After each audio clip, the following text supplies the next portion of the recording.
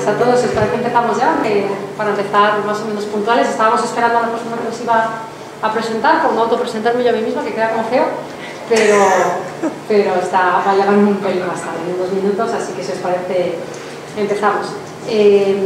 Bueno, como es un placer para mí, una vez más, estar en esta ocasión, mucho más especialmente aquí hoy, con todos vosotros, para presentaros un trabajo que hemos hecho entre Nuria Hernández Mora, Enrique San Martín y yo, a los que ya conocéis porque han impartido charlas, una cada uno al menos, en este ciclo de investigación, que como sabéis, en este ciclo de conferencias, que como sabéis llevamos desde el año 2014 impartiendo ya aquí en la Real Fundación de Toledo.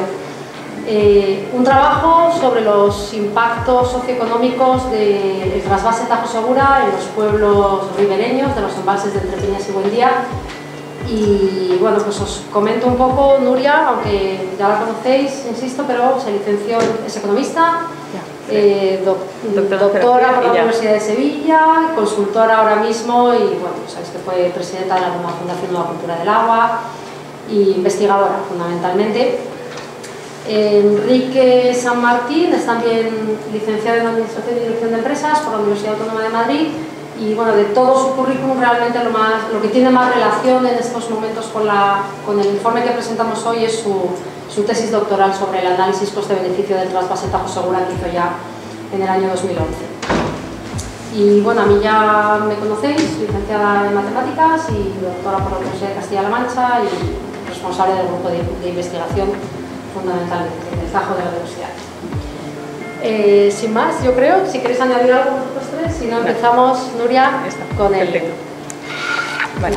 Bueno, buenos días a todos. Me toca a mí empezar, no porque el primer autor es Enrique, de hecho estamos en orden inverso, yo soy la última, pero soy la primera, el trabajo tiene una estructura que mi parte es primera, entonces por eso lo introduzco yo, aunque realmente sería el primer autor o Beatriz los que deberían de empezar, pero bueno. Para nosotros la verdad es que realmente es un placer estar aquí hoy, porque este es un trabajo que llevamos mucho tiempo queriendo hacer y que llevamos año y medio, casi 2 años y medio realizando, y ha sido un gusto poderlo terminar y yo creo que estamos los tres bastante contentos, ¿no? Queremos agradecer a la Asociación de Municipios Ribereños de Entrepeñas y Buendía y al Grupo de Investigación del Tajo por dotar un poco de apoyo financiero para hacer este trabajo, a los municipios ribereños que nos han dado información, a los empresarios de actividades lúdicas y recreativas que también nos contestaron preguntas, hicimos entrevistas y también nos dieron información, y a una serie de revisores, María Soledad Gallego, uno de ellos, y un revisor anónimo, que además del presidente de la Asociación de Municipios Ribereños, que leyeron el primer borrador del informe y nos hicieron recomendaciones y sugerencias de mejora. Por lo cual, a todos ellos gracias. Como se dice en estos casos, los errores son todos nuestros.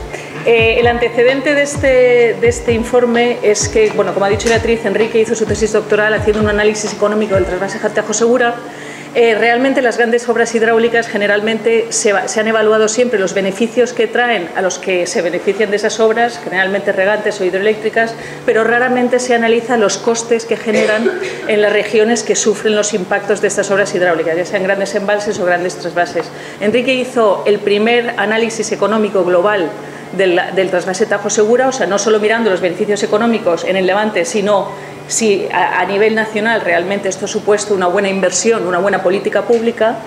Y yo, conjunto con Miguel Ángel Sánchez, que está aquí, y María Soledad Gallego, hicimos un primer estudio para la Asociación de Municipios Ribereños hace ahora 10 años, donde intentamos hacer un primer análisis de cuáles habían sido los costes para los municipios ribereños del trasvase y de estas infraestructuras, ¿no?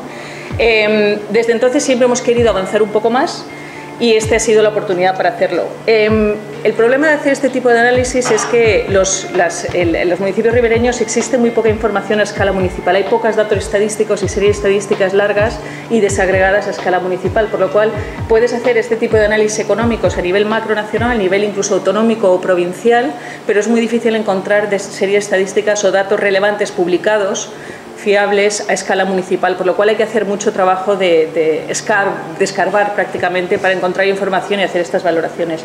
Por esta falta de información, lo que hemos hecho en muchos casos es utilizar indicadores indirectos, como Beatriz presentará ahora, pues un poco los análisis poblacionales, que sí existe mucha información, o lo que ya hace 10 años vimos que era una manera de analizarlo, que era hacer una comparativa entre el embalse de San Juan en la Comunidad de Madrid y los embalses de Entrepeñas y Buendías, porque como veremos tienen unas características similares, se gestionan con objetivos diferentes y queríamos ver si podíamos ver el coste del trasvase como algo diferencial de los municipios ribereños de la cabecera del Tajo.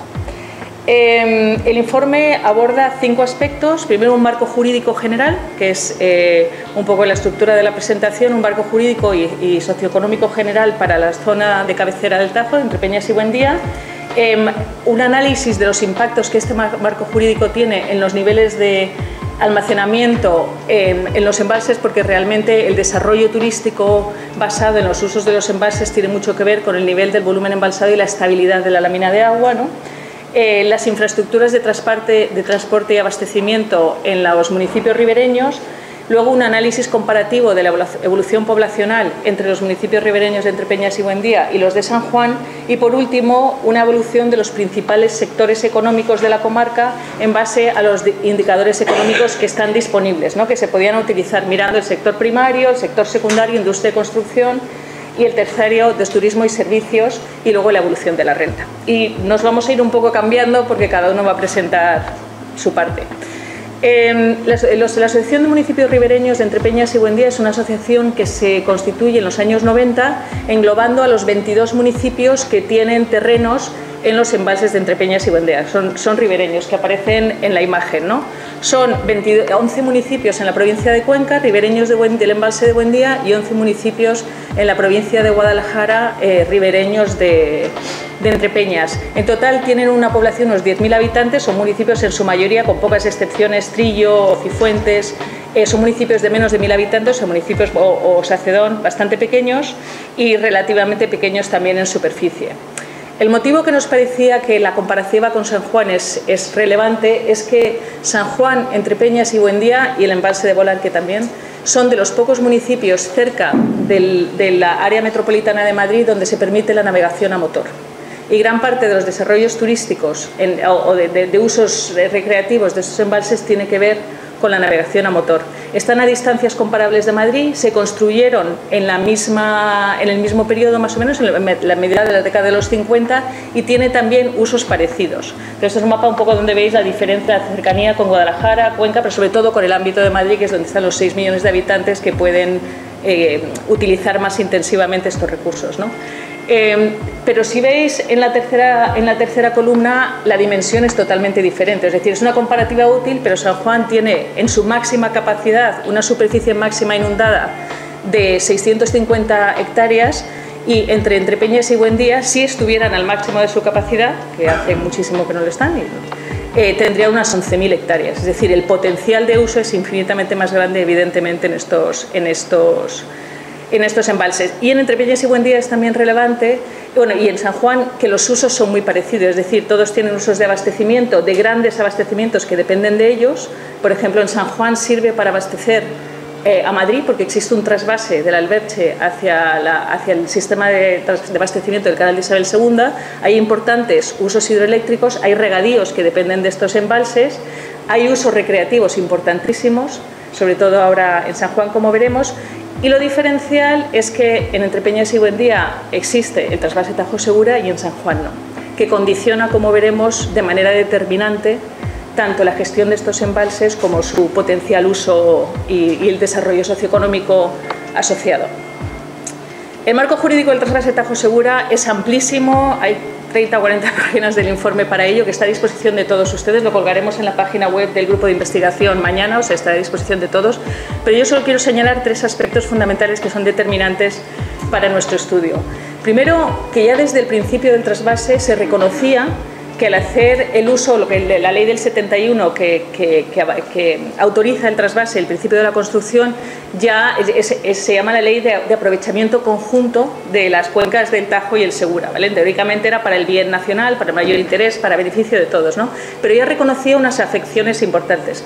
Reconocía afecciones al sector agrario porque, como se pueden imaginar, en los años 50, donde la población rural prácticamente en su totalidad vivía de la agricultura, si tú inundas 11.000 hectáreas de las tierras de Las Vegas, que son las tierras más fértiles, estás quitando además es una zona que por su orografía, esa es la zona, las tierras agrarias más productivas, les estás quitando a esas poblaciones cualquier posibilidad de desarrollo económico, ¿no? Entonces ya reconocía eso y como medida a desarrollar se planteaba la transformación regadío de las zonas de riego de Sacedón a Uñón, algo que nunca se hizo, ¿vale?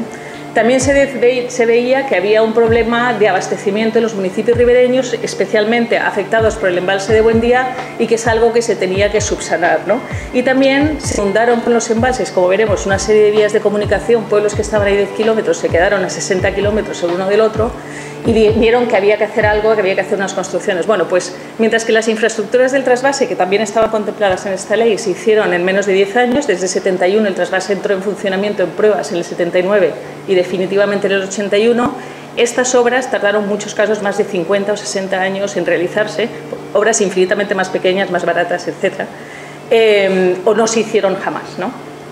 Eso es lo primero. El segundo tema es que el marco regulatorio del trasvase, el original ya, la ley de 1980 que establece el régimen económico de explotación del trasvase Tajo Segura, establece desde el principio que todos los usos y necesidades de la cuenca del Tajo, la cuenca excedente, tanto presentes como futuros, tienen que ser prioritarios y que únicamente se pueden trasvasar aguas excedentarias.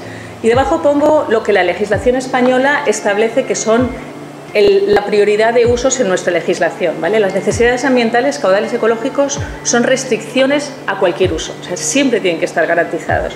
Luego vienen los abastecimientos a la población, regadíos, usos industriales, otros usos industriales que no son hidroeléctricos, acuicultura, los usos recreativos, son usos comunes reconocidos, ¿vale? Navegación, etc. ¿Qué quiere decir esto? Que los usos recreativos de los embalses de Entrepeñas y Buendía son prioritarios a cualquier trasvase y deberían estar siempre garantizados. Algo que con la explotación que se ha hecho de los embalses de Entrepeñas y Buendía no se ha respetado y se sigue sin respetar.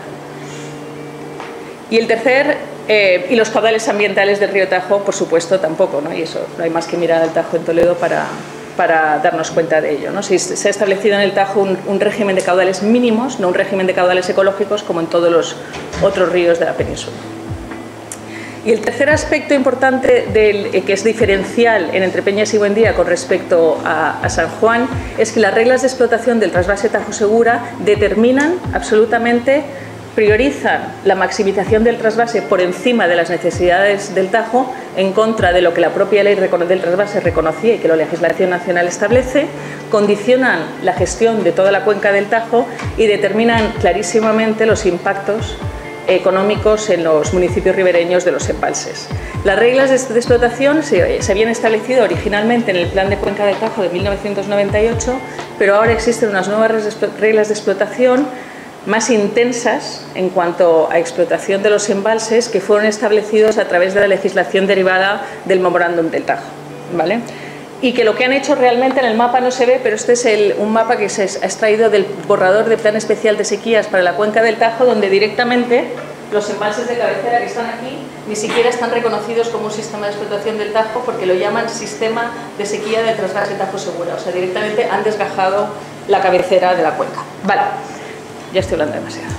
Bueno, ¿cómo condiciona este marco regulatorio la gestión de los embalses y, por lo tanto, los impactos económicos, ¿no? Pues mire, estos gráficos enseñan, antes las dos barras, las de la izquierda, señalan la línea media de nivel del agua antes de la entrada en funcionamiento del trasvase y después. Y como ven, la media anterior, tanto en el embalse de Entrepeñas como Buendía, ha bajado unos 10 metros en ambos embalses a raíz de la puesta en funcionamiento del trasvase Tajo Segura. También por el cambio, como veremos, una disminución importante en las aportaciones, pero también en gran medida por la puesta en funcionamiento del trasvase. Eso supone 10 metros menos, supone una pérdida de un porcentaje inmenso de hectáreas inundadas, que son las que al fin y al cabo determinan si tú lo puedes utilizar para navegación u otros usos, ¿no? Y eso supone que antes del trasvase los niveles de llenado siempre estaban en entre Peñas y Buendía entre el 50 y el 90% y después del trasvase han estado entre el 10 y el 50%, o sea, una bajada brutal. Ahora mismo están alrededor del 9%. Evidentemente, entre Peñas y Buendía, como en muchos de los embalses de la cuenca mediterránea, en gran parte del territorio, ha habido una cosa que los hidrólogos llaman el efecto 80. Es decir, si comparamos las series de las aportaciones es el agua útil que podemos utilizar, han bajado a partir de 1980 significativamente por efectos de cambios de usos del suelo, cambio climático, diversos motivos que todavía se están viendo. El cambio climático evidentemente tiene mucho que ver. En la cabecera del Tajo esta disminución ha sido especialmente pronunciada. Se han disminuido en un 50% si comparamos la serie antes de 1980 con después. Además coincide el efecto 80, que el 80 es precisamente cuando entra en funcionamiento el trasvase Tajo Segura. ¿Qué es lo que pasa? Que aunque las aportaciones han disminuido un 50%, la media del llenado de los embalses ha disminuido en un 62%. Esa disminución adicional es el impacto de la gestión del trasvase, ¿vale? O sea, la disminución ha sido aún mayor. Y lo que pasa como consecuencia es que en muchas ocasiones se ha trasvasado o se trasvasa tanta agua o más agua de la que entra en los embalses, que es lo que nos lleva a la situación un poco semidesértica que está en esos embalses ahora mismo, ¿no? ¿Qué diferencia hay? En el embalse de San Juan, es un poco la comparación hidrológica, también se produce el mismo efecto 80, las aportaciones han disminuido en un 35, un poco más, 35,5% si comparamos la serie antes de 1980 de después de 1980, pero la gestión que se hace en el embalse de San Juan, en San Juan hay dos prioridades, dos señores del embalse. Bueno, ahora hay tres. Fundamentalmente las hidroeléctricas, ahora la Comunidad de Madrid en gran medida, como lo veremos, un poco la variabilidad, pero existe una actividad turística alrededor y una cantidad de urbanizaciones y tal de usos que la Confederación al gestionar el embalse tiene en cuenta esos usos e intenta en gran medida que la lámina durante los meses de verano, que es cuando todo el mundo va a sus chalés a navegar, etcétera, no fluctúe demasiado la lámina de agua y se mantenga relativamente estable y relativamente elevada dentro de lo que se puede, ¿no? ¿Qué diferencia hay? Pues que el llenado medio disminuye también, pero disminuye menos, mientras que entre Peñas y Buendía disminuía más después de la entrada en funcionamiento del trasvase. En San Juan la gestión hace que se mantengan unos niveles más elevados, pero no solo eso, sino que la línea roja, y voy un momentito para atrás, indica, aquí en este caso es la línea amarilla, es el 40% de llenado. El 40% de llenado es lo que piden los municipios ribereños. Ellos entienden que con 40% de llenado serían unas 1000 hectómetros cúbicos, que por la forma del embalse supondría un nivel de llenado muy importante, sobre todo en la boca del infierno, que es donde es importante la navegación para conectar entre peñas en distintas partes del embalse. La mayoría de los años, como ven ustedes, excepto muy pocas excepciones, años muy lluviosos, los embalses han estado por debajo de esa línea del 40% entre Peñas y Buendía. En San Juan es justamente lo contrario. La mayoría de los años, el 40% en San Juan no tiene la misma relevancia que en el otro lado, pero por comparar, ¿no? Los embalses, los niveles del embalse han estado por encima. Pero ya no es solo las hectáreas inundadas o el nivel del embalse, sino también la variabilidad de esa línea de llenado. Y lo que hemos visto es que entre Peñas y Buendía el volumen embalsado disminuye, como hemos visto, el volumen embalsado baja un 62%, y en cuanto en las aportaciones, la variabilidad es cuánto varía de año a año, ¿no? Cuánto cambia, te mantienes estable o cuánto, que el coeficiente de variación, ¿no? Estadísticamente hablando. Mientras que en cuanto a las aportaciones, si comparamos el periodo anterior a 1980 o después de 1980, la variabilidad de las aportaciones se incrementa un 12%, la variabilidad del volumen embalsado se incrementa un 110% entre Peñas y Buendía. En San Juan también se incrementa, pero en muchísima menor medida, ¿vale? Indicando que hay una gestión, o sea, que es posible una gestión, incluso cuando existen usos de abastecimiento muy importantes vinculados o que atados al embalse, es posible una gestión si se tienen en cuenta las necesidades de estos municipios ribereños que permita mantener una lámina de agua relativamente elevada y relativamente estable, que permita unos usos lúdicos y recreativos que a su vez permita un desarrollo socioeconómico asociados a los mismos. Y ya con esto, sí, no, simplemente, en cuanto al abastecimiento, simplemente lo hemos dicho antes, ¿no? Hay que tener el tema del abastecimiento, es un derecho humano, ¿vale? Que hay que garantizar. En Entrepeñas y Buendía, la Mancomunidad de Buendía, que en la ley de 71 ya reconocía que tenía que ponerse en marcha, cubrió solo a 6 municipios de los 22, se puso en marcha en 1990. Los otros 18 municipios siguen teniendo a día de hoy abastecimiento en precario. Hay una mancomunidad que está casi poniéndose en marcha, pero estamos en 2018 y todavía no está operativa. Y en cuanto a las vías de comunicación, exactamente lo mismo. El nuevo puente de Alcocer, que volvió a unir una carretera que había cortado el abastecimiento, no se construyó hasta 2008 y hay otras comunicaciones que quedaron interrumpidas con los embalses en los años 50 y tampoco se han construido, poniendo un poco de manifiesto la falta de interés de la administración pública por lo que le estaba pasando a esta zona.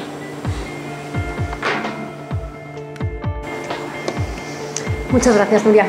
Bueno, pues como os ha contado Nuria, a mí me ha tocado analizar la parte demográfica, la parte de la variable poblacional y bueno, pues como ha comentado, hemos tenido muchos problemas con los datos a escala municipal, excepto con estos. He tenido mucha suerte porque es la serie más larga disponible y que además es muy indicativa de qué es lo que ha pasado, como vamos a ver. Os he hecho un breve esquema temporal, bueno, pues para que veamos que los datos de población del INE, del Instituto Nacional de Estadística, están disponibles como censos de población cada 10 años desde el año 1900 hasta el último, que es el del 2011, el siguiente será en el 2021, y luego además se le puede enlazar la serie del padrón municipal, la serie que los ayuntamientos facilitan al INE anualmente ya desde el año 96 al 2016. Por tanto, disponemos de una serie muy larga para poder analizar con detenimiento. Además, en la parte superior podéis ver que vamos a prestar especial atención a esos dos intervalos de tiempo. El intervalo del pretrasvase, que va desde el año 60 de construcción, el primer censo que hay posterior a la construcción de los embalses, tanto en San Juan como de Entrepeñas y Buendía, hasta el año 81, que empieza el trasvase a funcionar, y desde el año 81 hasta el año 2016. Ese va a ser un poco el esquema que vamos a seguir. Bien, por enmarcar un poco estas cifras poblacionales, como os ha comentado Nuria, entre los municipios de AMREP, de Entrepeñas y Buendía, se encuentran en la provincia de Cuenca, 11 de ellos, y en la provincia de Guadalajara los otros 11. Entonces, por hablar un poco de la demografía de Cuenca, se ve perfectamente en esta serie histórica que data desde 1900 hasta este 2016 que os he comentado, se ve perfectamente el efecto del éxodo rural que se produce a partir de 1950 en toda España, donde la población de Cuenca disminuye un 40%, pero ese 40% evidentemente no es igual en todos los municipios, es un valor medio y por tanto se ve cómo afecta especialmente hasta un 64% en la línea verde a los municipios de la Cuenca rural. Entendemos por Cuenca y Guadalajara rural aquellos municipios de menos de 5.000 habitantes. Bien, y sin embargo la capital de Cuenca duplicó un poquito más su población con un crecimiento de un 121%. Bien, Guadalajara, sin embargo, tiene un comportamiento ligeramente diferente. La provincia completa, que sería la línea azul, vemos cómo efectivamente el éxodo rural también se detecta hasta el año 1970 más o menos, luego se estanca más o menos hasta que empieza, por el efecto de la capitalidad de Madrid, empieza a crecer a un ritmo muy fuerte, pero también vemos que ese comportamiento general de toda la provincia no es igual en los municipios rurales, la línea verde, que en la capital, ¿no? Evidentemente, los municipios rurales sí ven descender su población, mientras que la capital cuadruplica incluso la población hasta los niveles en los que se encuentra a día de hoy. Bien, entonces en este marco vemos cómo los 11 municipios ribereños del embalse de Buendía, que son los que se encuentran en la provincia de Cuenca, ven cómo su población desciende desde 1950 hasta el día de hoy, sin parar, un 73% en términos globales, mientras que los municipios del entorno del embalse de Entrepeñas, que son los que se encuentran en la provincia de Guadalajara, siguiendo un poco ese patrón que seguían los municipios de su provincia, llegan incluso a tener unos ligeros incrementos en esos dos periodos. También del 90 al 2000, que hay un periodo de sequía, vuelven a descender, y especialmente preocupante nos va a resultar esta última parte, en la que no paran de perder población hasta el día de hoy, ¿vale? Que analizaremos más despacio en un momento.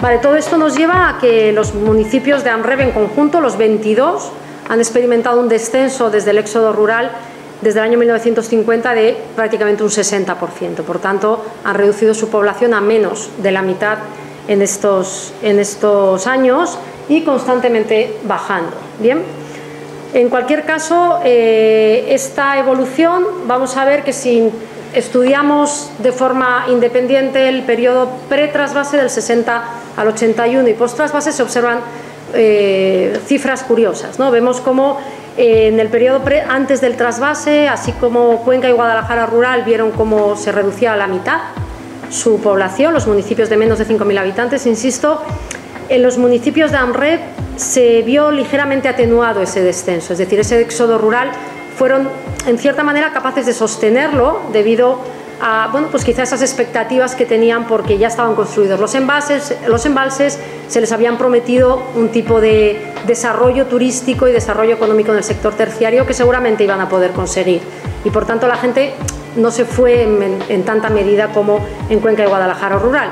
Sin embargo, después del trasvase vemos cómo esas cifras se invierten y así como Cuenca y Guadalajara, los municipios de Cuenca y Guadalajara rural ven disminuir todavía la población, pero poco, un 8, casi un 9%, en el caso de los municipios de Entrepeñas y Buendía ha descendido hasta un 21%. Por tanto, el efecto del trasvase parece que sí que se podría claramente ver en esta transparencia. Bien, y aún así, este último periodo, el periodo post-trasvase, es curioso porque si os fijáis, desde el 81 al 2001, los municipios de Cuenca y Guadalajara rural incluso ven subir ligeramente su población, podríamos decir que estaría estancada, mientras que en AMREP sigue bajando e insisto, mucho más preocupante resulta este final. Llevamos un ritmo del 2011 al 2016 en el que hemos perdido un 13,5% de población, mientras que los municipios vecinos no pierden tanta. Por tanto, esto es lo que lo que nos indica que si no hay un cambio de políticas, estos municipios, bueno, pues van a pasar un mal momento. Como os ha comentado Nuria, todas estas cifras las vamos a comparar con el embalse de San Juan, ya os he explicado por qué cuestiones, os he puesto ahí otra vez donde está localizado el embalse de San Juan y vemos como el embalse de San Juan, a pesar de su cercanía a Madrid, está a 70 kilómetros, a Madrid capital, no solo no sufrió el éxodo rural, sino que ha incrementado su población, un 130, ha duplicado y un poquito más, desde el año 50 hasta el día de hoy. También experimenta esa bajada posterior, pero desde el año 50 se ha producido ese incremento. Bien, si analizamos esos mismos dos periodos desde la construcción de los embalses, que sería esta primera línea vertical del 60 al 80, y lo enmarcamos en lo que se llama la comarca de la Sierra Oeste, que son los municipios que se encuentran alrededor de la sierra de San Martín de Valdeiglesias y Pelayo de la Presa, que son los dos municipios que están alrededor del embalse de San Juan, que sería esa zona que está allí marcada en la parte oeste de Madrid. Bien, comparándolo con esos municipios de la Sierra Oeste, vemos que a ellos sí les afectó realmente del 60 al 80 ese éxodo rural. Disminuyó, no mucho tampoco la población, pero sí que un 5,4% de la población de la comarca de la Sierra Oeste de Madrid se fueron, mientras que los dos municipios ribereños de San Juan vieron incrementar su población.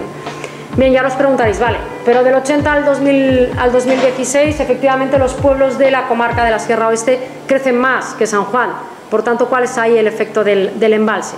Bueno, pues esto podríamos achacarlo a lo que llamamos el efecto capitalidad de Madrid. Si os fijáis, esto es solo la Sierra Oeste, es decir, esa parte que está dibujada ahí arriba, a la izquierda, en la parte oeste de Madrid, de la comunidad, y los que crecen de verdad, que cuadruplican su población, son los que están realmente más cerca de Madrid, y sin embargo los que están más o menos a la misma distancia que San Martín de Valdeiglesias y Pelayos de la Presa, que se encuentran en ese cuadradito, realmente incrementa su población no tanto, un 27, un 29, incluso Cenicientos disminuye en este periodo analizado, que es del 80 al 2016, en el periodo post-trasvase. Por tanto, ese 99% de incremento poblacional en San Martín de Valdeiglesias y Pelayos de la Presa debería atribuirse en principio, o podría atribuirse si queremos, por ser discretos, a la presencia del embalse de San Juan. Una gráfica más que nos puede indicar esto, que el hecho de que el crecimiento de San Martín de Valdeiglesias no se debe a ese efecto de cercanía a Madrid, sería esta gráfica en la que viene a partir de qué año los municipios de la Comunidad de Madrid superan los 5.000 habitantes y por tanto dejan de ser municipios rurales. Bien, y se ve como San Martín de Valdeiglesias es el municipio que está más lejos de Madrid, a 70 kilómetros, y que antes, ya en el año 1990, supera la cifra de los 5.000 habitantes. Bien, por tanto, mientras que hay otros como Cercedilla, Villa del Prado, que tienen que esperar hasta el año 2000, 2005 para superar esa cifra, y hay otros, evidentemente los más cercanos, todos estos que están aquí a la izquierda, Collado Villalba, Arganda del Rey, Navalcarnero, que lo alcanzan mucho antes, bien, pero porque están más cerca. ¿De acuerdo? Por tanto, esa sería la conclusión. Bien, y si comparamos ambas evoluciones poblacionales, bueno, pues esta transparencia es bastante demoledora. Se ve cómo los municipios ribereños desde el año 1950, el máximo del éxodo rural, han pasado de 24.000 a 10.000 y muy poquito habitantes, mientras que los municipios ribereños del embalse de San Juan pasan de 4.600 a 10.815, superando incluso ya la población de los municipios de ANREP. Bien, en cuanto a uniendo las tasas de variación poblacionales, pues bueno, ya hemos visto cómo la línea, las barras rojas y verdes eran como los municipios de ANREP han sido capaces antes del trasvase de atenuar en cierta manera ese éxodo rural, como a San Martín de Valdeiglesias y a Pelayos de la Presa ni siquiera les afecta dicho éxodo por la presencia ya de los embalses, mientras que a los pueblos de su comarca de la Sierra Oeste sí, y posteriormente vemos aquí esos crecimientos, el crecimiento enorme de San Martín de Valdeiglesias y Pelayos de la Presa frente a los de su comarca, comparado con los que estamos sufriendo ahora mismo en ANREP y en Cuenca y Guadalajara rural. Vale, todo esto nos muestra una fotografía bastante demoledora de lo que pasa a día de hoy. Vale, a día de hoy, por tanto, nos encontramos en ANREP con una población en la que el 10% solo son menores de 16 años, pero el 30% son mayores de 65, mientras que en la España rural dichas cifras son del 13 y del 24. ¿Vale? Por tanto, estamos en peores circunstancias demográficas si queremos que lo que entendemos por España rural en conjunto. ¿Vale? De hecho, tenemos tasas de dependencia más altas, es decir, los niños y los mayores, si los relacionamos con la población activa, que es la que teóricamente deberíamos mantener aquellos, siempre comparando con la España rural, ¿de acuerdo? Una tasa de longevidad, es decir, cuántos son mayores de 75 respecto a los que ya son mayores de 65, también mayor, menos hijos por mujer que en el caso de la España rural, una tasa de tendencia, es decir, los niños entre 0 y 4 años respecto a los que tienen entre 5 y 9, también más pequeña que en la España rural, tenemos menos hijos menores de 4 años en estos municipios. Y por último, una tasa de reemplazo que es la más grave quizá, la que dice cuál es la relación entre la población que está en la veintena, entre los 20 y los 30 años, respecto a aquellos que están como para punto de la jubilación entre los 50 y los 55 y 65, también más baja que en la España rural, ¿de acuerdo? Por tanto, esta fotografía es la que hace que el futuro al menos parezca poco esperanzador para la zona.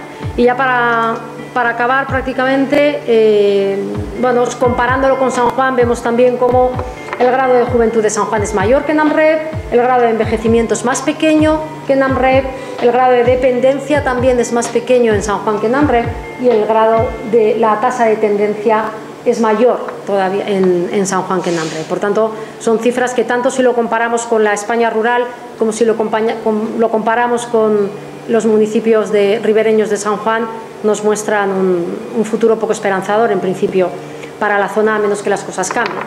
Vemos como también el crecimiento vegetativo, es decir, nacimientos menos defunciones, en el último año 2015 es espeluznante en los municipios de ANREP, y todo esto nos lleva a una densidad de población de 6,4 habitantes por kilómetro cuadrado, lo que coloca a la zona entre una de las más deshabitadas del país entero.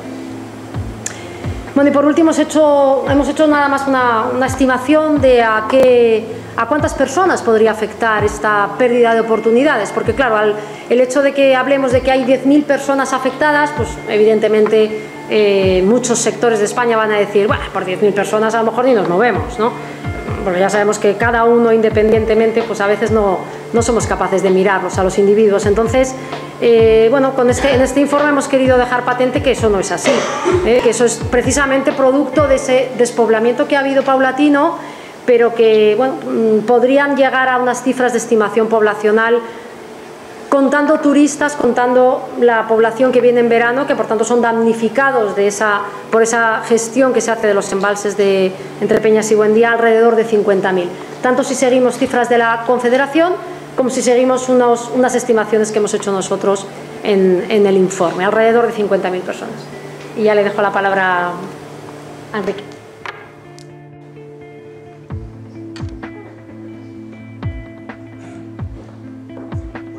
Pues yo he realizado el análisis económico y Y bueno, lo primero que me gustaría decir es que cuando ahora, en la actualidad, en estos tiempos, en el siglo XXI, se hace un análisis económico, realmente no se está haciendo un análisis económico solo. Lo que hay que hacer es un análisis que tenga en cuenta tres dimensiones: la dimensión económica, la dimensión social y la dimensión medioambiental. En este informe no hemos tocado la dimensión medioambiental. Pensamos que los impactos de la dimensión medioambiental del trasvase son muy claros y son negativos en general, y bueno, se puede ir fácilmente casi a cualquier lugar de la cuenca alta del Tajo para comprobarlo, ¿no? Desde el punto de vista social, consideramos también que los impactos del trasvase son negativos, puesto que se está transfiriendo renta, se está transfiriendo un recurso que permite generar una renta desde una cuenca menos desarrollada o de unas provincias menos desarrolladas hacia una región con un nivel de desarrollo superior.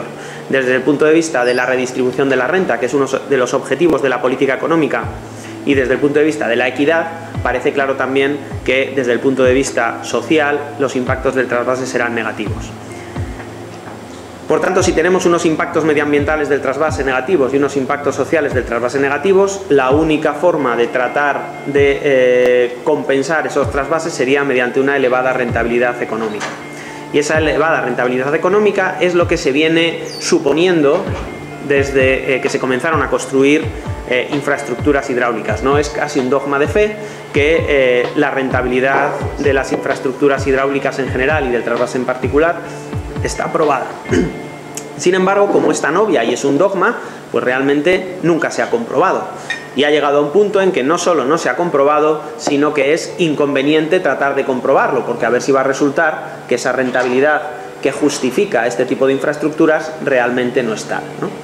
En mi tesis doctoral hacíamos un primer análisis de esta cuestión y salía que efectivamente desde el punto de vista estrictamente económico el trasvase Tajo Segura no resultaba rentable o no ha resultado rentable para la economía nacional.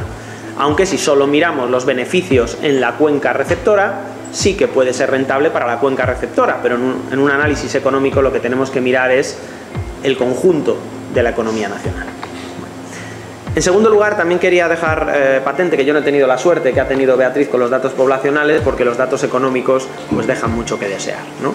Son series muy cortas, son series muy modernas, y además cuando se produce o se crea el estado de las autonomías, pues mucha de la información que existía a nivel provincial deja de hacerse a nivel provincial y pasa a hacerse a nivel autonómico, ¿no? Y ya del nivel municipal, bueno, pues falta mucho, ¿no? A veces uno podría decir, bueno, pues que los municipios generen su sistema estadístico, pero obviamente eso tiene muchas contraindicaciones, no solo desde el punto de vista del gasto que supondría, sino también desde el punto de vista de homogeneidad de los datos, ¿no? Y en las variables económicas además tenemos el problema de los precios. Los precios no siguen una tendencia, no siempre son los mismos, no siguen una tendencia creciente, suben, bajan y camuflan muchas veces los impactos reales o las variaciones reales. En primer lugar, y solo como marco de referencia, es bueno tener algunas cifras, ¿no?, sobre Cuenca y Guadalajara, que son las provincias que estamos analizando, y aquí lo que se puede ver es, en el desglose del Producto Interior Bruto, cuál es su diferencia respecto a la media regional y a la media española, ¿no? Y lo que vemos en ambos casos es que en Cuenca, por ejemplo, es mucho más importante la agricultura que la media regional y que la media nacional. Y en Guadalajara es mucho más importante la industria que la media regional y que la media nacional. En la que coinciden las dos es que su sector servicios es muy inferior no tanto al regional, pero al nacional sí, ¿no? Y realmente las economías modernas son economías terciarizadas, economías de servicios, ¿no? Entonces esta estructura del Producto Interior Bruto lo que nos muestra es que estas provincias están en un nivel de desarrollo económico inferior a la media nacional y también inferior a la media regional, ¿no?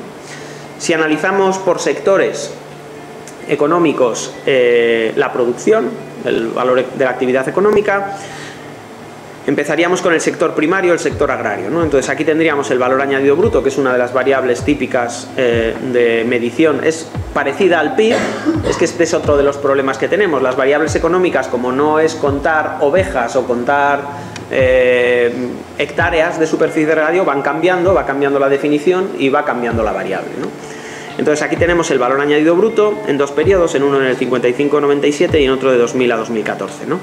Lo que se ve aquí es que el valor de Guadalajara está muy por debajo de la media del promedio que hemos hecho aquí, del promedio de la meseta, ¿no? Teniendo en cuenta Castilla-León, Castilla-La Mancha y Extremadura. Está muy por debajo y Cuenca en estos años estaba, bueno, en la media, ¿no? En el periodo 2000-2014 lo que se ve es que la producción agraria en Guadalajara está totalmente estancado, mientras que la producción media de la meseta sigue descendiendo y la de Cuenca también. De hecho, si hacemos un ranking, ¿no? y vemos dónde está más o menos cada una, Guadalajara es la última o la penúltima o la antepenúltima provincia de estas 16 que estamos contemplando, mientras que Cuenca se mueve por la mitad del ranking, ¿no? Si estamos hablando de producción agraria, tenemos que hablar de rendimiento agrícola o de productividad, ¿no? O de productividad agraria. Entonces, lo que vemos aquí, porque es que la productividad agraria de Cuenca y la de Guadalajara están en las últimas posiciones de estas 16 provincias que estamos mirando, y que por ejemplo, entre el 55 y el 83 Guadalajara ha retrocedido en este ranking, mientras que Cuenca más o menos se ha mantenido en la misma situación. En este gráfico lo que influye es una cuestión, pues puede ser agroclimática, son los suelos, es el clima, etcétera, y puede pensarse que el sector primario, por ejemplo en Guadalajara, esté por debajo de la media de la meseta, simplemente por sus condiciones agroclimáticas o agronómicas. No obstante, si nos vamos a esta segunda diapositiva de este tipo, donde presentamos la evolución del regadío, lo que vemos es que la evolución del regadío en Guadalajara y en Cuenca ha sido muy inferior a la media de la meseta o de Castilla-La Mancha, Castilla-León y Extremadura. Mientras que el tema del rendimiento sí que puede ser un tema físico, ¿no? El tema del regadío no. La mayor parte de las promociones de regadío han sido iniciativa pública, y lo que aquí se ve es que la iniciativa pública no ha sido tan intensa o no ha habido tanto interés para desarrollar regadío, tanto interés en el sector agrario como ha habido en otras provincias, ¿no? El caso de Guadalajara es, no hace falta decir mucho más, ¿no? Desde 1985 han disminuido las hectáreas de regadío. Aquí lo que tenemos es la proporción de las tierras de cultivo en regadío, donde simplemente se constata este hecho. Tanto Cuenca como Guadalajara a nivel provincial están muy por debajo de la media de Castilla-La Mancha, que sería un 15%.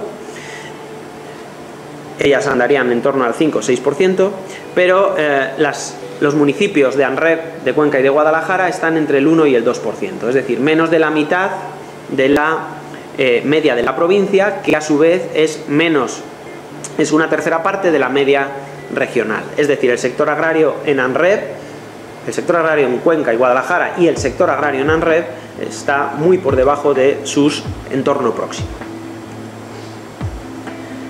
Por tanto, tenemos un sector primario deprimida en la provincia y deprimido en los municipios de ANREV. Si vamos a analizar el sector secundario, lo que vemos es más de lo mismo. Tenemos un sector secundario, en este caso en la industria, donde está claramente por debajo los municipios de ANREV Cuenca en cuanto a establecimientos industriales, con respecto a su entorno provincial y con respecto también a las otras provincias, ¿no? En torno a un 20, un 30% por debajo de forma sistemática en varios momentos del tiempo. Por ejemplo, aquí no hemos podido tener ningún dato anterior a 1978, que es el primer censo industrial, que tiene datos municipales.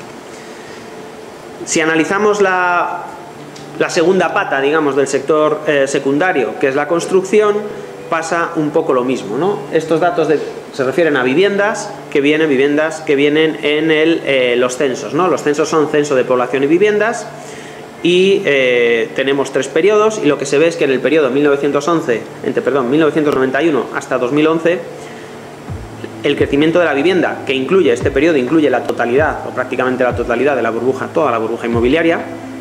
Vemos que en ANREV el crecimiento de viviendas fue de un 18%, mientras que en Cuenca y Guadalajara rural fue de un 29%, ¿vale? La diferencia son 10 puntos porcentuales. Todos sabemos las implicaciones negativas que ha tenido la burbuja inmobiliaria, pero simplemente el hecho de que haya crecido 10 puntos porcentuales menos indica que la actividad económica en esa zona es muy inferior. Aquí tenemos en gráficos los datos anteriores y es muy interesante ver la evolución y comparar en las tres zonas que hemos tenido de referencia, ¿no? ANREV, Cuenca de Guadalajara Rural y San Juan. En ANREV las viviendas principales, la evolución de las viviendas principales está más o menos estancada en Cuenca y Guadalajara Rural, a pesar del parón que supuso la burbuja inmobiliaria, crecieron un 22% frente al 8% de ANREV, y en San Juan se han duplicado, ¿vale? En ANREV crecen las viviendas secundarias, pero sin embargo vemos que en San Juan crecen las principales. Es decir, en ANREV crecen las secundarias y las principales significa que no hay aumento de población, mientras que en San Juan lo que está pasando es que están disminuyendo, en este último periodo han disminuido las viviendas secundarias y han crecido las principales, con lo cual gente que tenía una casa de residencia se puede pensar que está yéndose a vivir allí y por eso está aumentando la población, ¿no? Sin embargo, en Cuenca y Guadalajara Rural suben las principales, suben las secundarias. Es decir, hay incremento poblacional, como hemos visto en los datos de Beatriz. Si vemos las empresas de la construcción, pues se muestra más o menos, estos son datos del impuesto de actividades económicas, y lo que vemos aquí es que en ANREV tanto hay un patrón similar, pero cuando acaba la crisis, Cuenca y Guadalajara Rural recuperan los niveles más o menos por encima o similares a los que había antes de la crisis, pero en ANREV no. En ANREV se quedan las empresas de construcción muy por debajo. Si vamos a casi cualquier variable ocurre lo mismo. Estas son transacciones inmobiliarias. Realmente las transacciones inmobiliarias son un indicador de la actividad del sector, ¿no? Se compran y se venden viviendas, y lo que vemos aquí es que Cuenca y Guadalajara Rural están sistemáticamente por encima. Sin embargo, aquí lo que sí que vemos es que se acercan mucho en los datos finales de la serie en los últimos años. Bueno, pues lo que ha habido es una saturación del mercado durante mucho tiempo y ahora estamos llegando a un estancamiento de la compraventa. El sector más importante, o el sector no el más importante, sino en el que hay que poner el foco en el análisis de impactos socioeconómicos en ANREV como consecuencia de la evolución del trasvase, es en el sector terciario y dentro de ello en los usos turísticos, ¿no? Son usos turísticos tanto los establecimientos turísticos como el turismo residencial, ¿no? Entonces, en los años 60 y 70, cuando se construyeron los trasvases, se proyectaron una serie de urbanizaciones ribereñas al lado de los embalses para segundas residencias, ¿no? Entonces se proyectaron, como podemos ver aquí, se proyectaron un número importante de parcelas. En esta época la población de ANREV rondaba las 15.000 personas, ¿no? Y se llegaron a proyectar, pues aproximadamente, podríamos redondear el número, hasta unas 2.000 parcelas. Sin embargo, de esas 2.000 parcelas solo se construye la mitad, ¿no? Como consecuencia de que en cuanto empieza a funcionar el trasvase se paralizan estos tipos de desarrollo, ¿no? A la vez, con la creación de los embalses, surgen un número importante para la zona de puertos deportivos y de empresas náuticas para explotar esa navegación a motor que no es tan común en zonas de interior, ¿no? Aquí tenéis un listado de este tipo de empresas listados por municipio, ¿no? Como se ve también en los 80, en los 60, y hay que tener en cuenta que el turismo náutico es no de interior, sino en general, es uno de los principales motores no tanto motores como de los segmentos o nichos de mercado que más están creciendo en los últimos tiempos. Sin embargo, aquí, obviamente, si no hay agua en los embalses, no hay potencial de crecimiento, y todos los gestores o los managers de estas empresas con los que hemos contactado, pues nos han dicho que realmente el sector está totalmente estancado y totalmente parado a raíz del bajo nivel que tienen los embalses. Un indicador, o posiblemente el mejor indicador que hemos encontrado con los datos que nos ha facilitado la Consejería de Economía de la Junta de Castilla-La Mancha, son los establecimientos hoteleros, ¿no? Los establecimientos, no hoteleros, sino establecimientos turísticos, ¿no? Dentro de los establecimientos turísticos tenemos los hoteleros, los alojamientos rurales y los apartamentos y los campings, ¿no? Entonces, en 2017, según los datos de la Consejería, había 47 establecimientos con 742 plazas. Aplicando los ocupados por plaza que hay en la media provincial, pues saldrían aproximadamente unos 65 empleos. Esto puede parecer un dato muy, muy pequeño, pero hay que ponerlo en relación en la zona que estamos, que no es una gran ciudad, ¿no? Entonces, bueno, tiene su importancia. Porque si le quitas aquellas actividades que en teoría tienen futuro, la agricultura no es posible, la industria no va a ir a una zona rural, montañosa, etcétera, porque se puede colocar en sitios que estén más cerca de los núcleos de población. Entonces realmente lo que queda es el sector terciario. Y en muchos sitios la apuesta por el turismo rural y de este tipo ha funcionado, ¿no? Sin embargo, aquí pues el modelo de crecimiento o el motor de ese crecimiento nuevo pues ha sido, no iba a decir destruido, pero casi ha sido maltratado por lo menos, ¿no? Entonces es curioso ver que se han cerrado aproximadamente la mitad de los establecimientos, pero con un número de plazas similar, ¿no? Realmente no es que se hayan cerrado el mismo número, porque algunos se cierran y viene otra persona, otra empresa y vuelve a abrirlo con otro nombre, con otra gestión, etcétera. Pero sí es un indicador de que si cierran tantos negocios en una zona realmente pequeña es porque los negocios no están teniendo la rentabilidad necesaria o la rentabilidad que deberían. Aquí tenemos un gráfico que representa los anteriores datos. La gráfica roja que sale muy por arriba son los valores de Trillo, puesto que Trillo tiene alojamientos turísticos municipales, ¿no? Sufragados, podemos pensar hasta cierto punto con los ingresos que proceden de la central nuclear, por tanto es una variable un poco particular, ¿no? Pero lo que sí se ve aquí es que en el principio del periodo, por ejemplo, ANREF Guadalajara crecía más que la provincia, ¿no? Sin embargo, a raíz podemos ver desde aproximadamente, bueno, no, durante todo el periodo está Guadalajara, no, hasta los 2000, en el siglo XXI empieza a crecer más Guadalajara rural, por ejemplo Guadalajara, ¿no? Como consecuencia de estos problemas o de esta falta de agua más bien del trasvase, por el trasvase, ¿no? Y este es uno de los gráficos más interesantes que nos han salido, donde lo que intentábamos comparar era la evolución de las plazas con la evolución de los volúmenes de embalse, ¿no? Entonces la serie verde son las plazas netas, ¿no?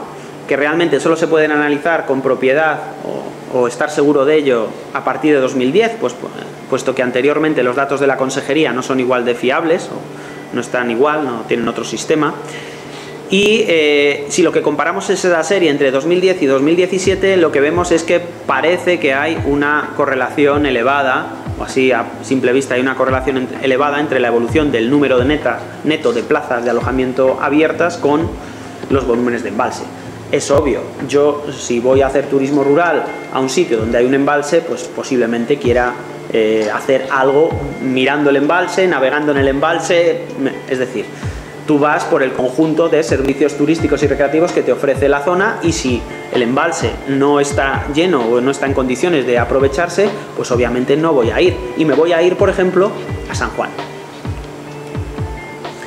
Bueno, hay más series y más datos que nos ofrecen este mismo resultado, ¿no? Con respecto a las variables turísticas. Y quería unir ahora o tener en cuenta desde el punto de vista económico también la cuestión del desempleo, porque es muy gráfica, ¿no? Obviamente aquí ha influido también la crisis, pero lo que vemos aquí es que en los municipios más grandes pues las tasas de desempleo se han multiplicado por 2 y por 3. El caso de Trillo es el caso especial, ¿no? Y simplemente se ha multiplicado por 1,5 aproximadamente. Y en los municipios pequeños pues ha pasado de un 8 a un 30 aproximadamente, ¿no? Un incremento muy grande. Cuando vas analizando municipio por municipio y comparas la población, la evolución de la población y el desempleo, pues lo primero que te salta es que resulta que en algunos municipios han logrado el desempleo cero. Cuando te vas al nivel de detalle, lo que ves es que han conseguido el desempleo cero porque se han jubilado todo el mundo y los que no se han jubilado se han ido. Y entonces ya no hay problema de desempleo. Entonces estos datos hay que analizarlos realmente con cuidado, ¿no? Y el último análisis que hemos realizado ha sido ver la renta del trabajo en función de los datos del IRPF que ofrece la agencia tributaria. Esta es una variable que hay que tenerla, que hay que manejarla con cuidado, puesto que el IRPF tiene dos partes, una son rentas del trabajo y de las actividades económicas y la otra parte son las rentas del ahorro. Las rentas del ahorro no tienen por qué estar localizadas en el territorio. Uno puede tener acciones, puede tener un piso que le ha dejado su padre, pero no tiene por qué estar en la zona en la que vive. Puede estar en cualquier lugar, puede estar en Madrid, en Guadalajara o puede estar, ¿no? Entonces realmente nos hemos centrado en la parte de la renta del trabajo y actividades económicas. Actividades económicas, pues el que es un autónomo del campo o de la ganadería o es un artesano, ¿no? Eso entra dentro de actividades económicas que suelen estar más ligadas al territorio.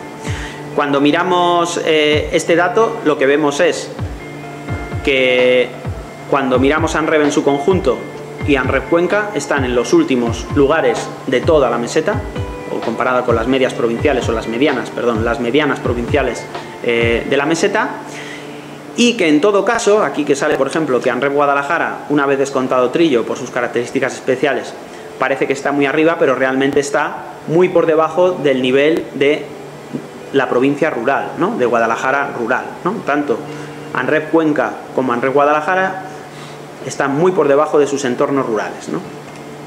Aquí se resumen estos datos y lo que vemos aquí es que el total de ANREV está un 13% por debajo de la media regional. Guadalajara ANREV está un 22% por debajo de Guadalajara rural, y que Cuenca ANREV está un 15% por debajo de Cuenca rural. Es decir, parece lógico, sector agrario deprimido, sector industrial por debajo de la media de los entornos rurales de la zona, sector terciario turístico con un desarrollo incompleto o abortado debido a la escasez de agua, pues la consecuencia es esta: unos niveles de renta por debajo de sus entornos de referencia. Y realmente, ¿dónde llegamos? Bueno, pues lo que llegamos es a un callejón sin salida, ¿no? Si los embalses están vacíos, hay baja actividad económica. La baja actividad económica obviamente produce una baja renta per cápita, y la baja renta per cápita lo que te obliga es a emigrar. Si no puedes tener recursos para vivir, pues tienes que emigrar. Cuando la población se va, ¿qué es lo que ocurre? Pues que la actividad económica disminuye. Menos gente, menos bienes y servicios se demandan, y las tiendas, por ejemplo, van cerrando, ¿no? Entonces entramos en un callejón sin salida, entramos en un círculo vicioso, y la única forma en este entorno rural con pocas oportunidades de desarrollo, parece claro: si los embalses no estuvieran vacíos, no estaríamos en este círculo vicioso, ¿no? Y para terminar, respecto a las conclusiones, los resultados del informe pues relatan la historia de una zona rural desfavorecida que ha sufrido los impactos de la política hidráulica imperante por lo menos durante toda la segunda mitad del siglo XX. Primero, cuando la economía era una economía agraria, se le privan de sus mejores tierras de regadío. En segundo lugar, la compensación de esa pérdida del motor de crecimiento de esa zona en ese momento del tiempo, se les promete un desarrollo basado en el sector terciario, pero que les dura 2 décadas, y a las 2 décadas se inaugura el trasvase Tajo Segura y deja de ser, no voy a decir que deja de ser prioritario, se deja de tener en cuenta la zona o la cabecera del trasvase. Esto es una historia que hemos visto repetida muchas veces. La política hidráulica imperante en el siglo XX es una política donde los beneficios y los costes se reparten de forma simétrica, y en esta forma los costes caen en la cuenca cedente, especialmente en la cabecera, mientras que los beneficios se los reparte la cuenca receptora del trasvase.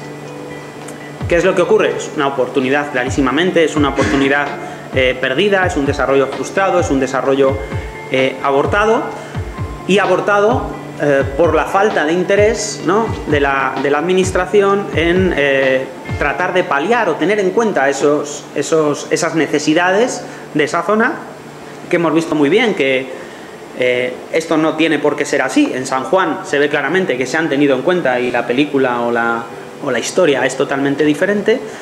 Y en este caso se priorizaron exclusivamente, el problema no es un problema de priorización, es que solo se atendió exclusivamente las necesidades de la cuenca receptora, obviando los puentes, los abastecimientos, las compensaciones. ¿Esto tiene que ser así? Pues no tiene que ser así. Hemos visto el ejemplo de San Juan, pero incluso habiendo trasvase no tiene por qué ser así. En el informe hidrológico que ha realizado Miguel Ángel Sánchez, que estaba por aquí, está por allí, se plantean diferentes hipótesis sobre cómo se puede gestionar el trasvase de otra forma para garantizar que haya una lámina adecuada en los embalses que permita los usos lúdicos y recreativos. Se podría incluso garantizar o continuar trasvasando agua para abastecimiento, puesto que el abastecimiento es prioritario para la Mancomunidad de Canales de Ita y Villa.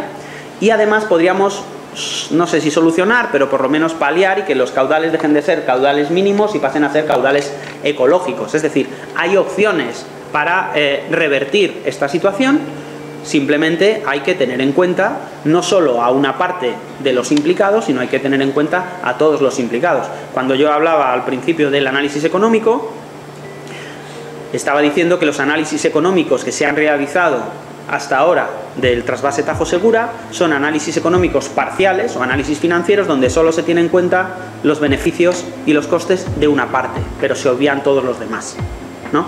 Pues aquí lo que tenemos que hacer es empezar a tener en cuenta los beneficios de todos y sobre todo de aquellos a los que se les ha privado o no se han tenido en cuenta durante tanto tiempo. Muchas gracias.